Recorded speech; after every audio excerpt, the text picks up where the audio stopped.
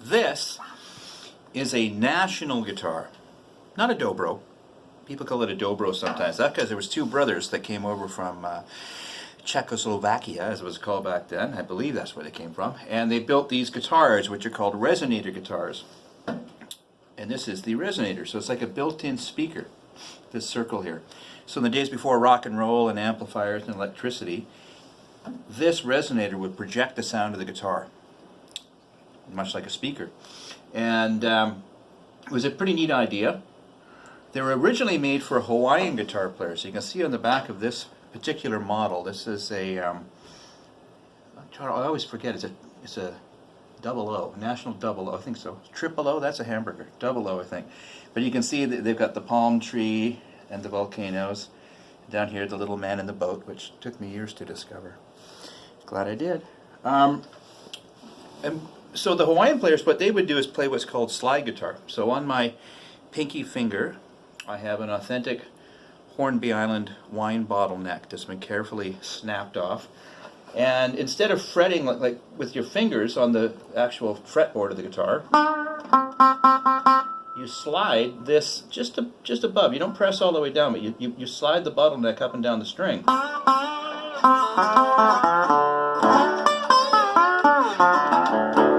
So the Hawaiian guitar players would play slide guitar, but they usually play it on their lap, kind of, you know. I don't know any Hawaiian guitar riffs, but the blues players back in the 20s and 30s when these guitars were new, they really liked these guitars because they were loud. They're much louder than a conventional wood body guitar because of the resonator. So if they were playing in a noisy juke joint or on a street corner and there was no microphones for them to sing through or any, you know, PA systems, these guitars could really be heard. And then they just learned to holla loud enough.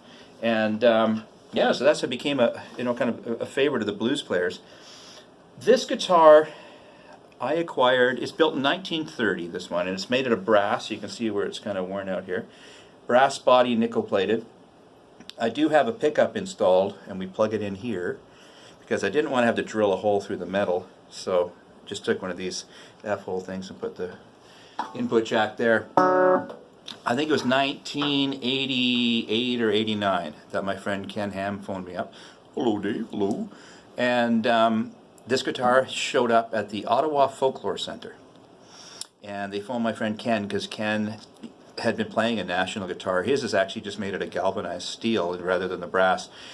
He'd been playing that since about 1969 or something. But he was the only guy around kind of doing that, him and maybe Big Dave McLean.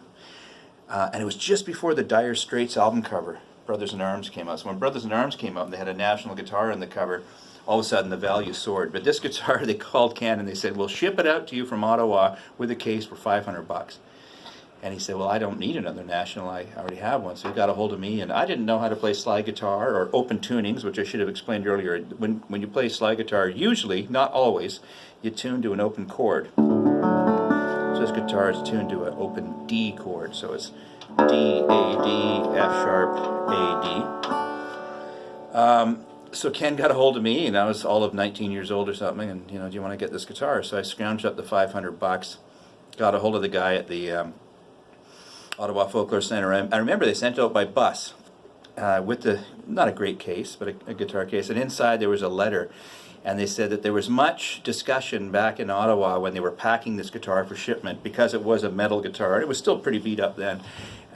They said someone had suggested packing it with crushed beer cans rather than, what did they say? Crushed beer cans rather than packing peanuts and fairy farts. That's what they thought, because it's already a beat up thing. But I'll tell you, it's one of the best purchases I ever made because, you know, $500. I mean, I'd pay more for a case, a good guitar case now for that. And about 50% of the shows I do now are acoustic, and this is a big part of it. But it took me a few years to learn, and when I first went out on the road, you know, we would go out on the road for 3 or 4 weeks at a time. So there was some downtime. We'd usually play Wednesdays to Saturdays all at the same club, and maybe pick up a gig early in the week, but sometimes we'd just be stuck in some kind of shitty hotel room. And I just kind of would learn how to play on the open tuning and maybe run into people on the road. And I remember my buddy Tony D showed me the difference between an open D tuning and an open G. And it's just something I worked on. And in fact, I remember one time we had some people over on a night off to party in the hotel room, and I thought, well, I should hide this guitar in case someone tries to steal it. So I hid it under the bed in Edmonton. And then the next day we were driving to Calgary, and about halfway to Calgary, I realized, oh shit, I've left that guitar under the bed in this flea bag hotel. So I called back to the place we were playing, and luckily they got it together. And I had a friend in Edmonton that shipped it back to me. So I almost left it in a hotel.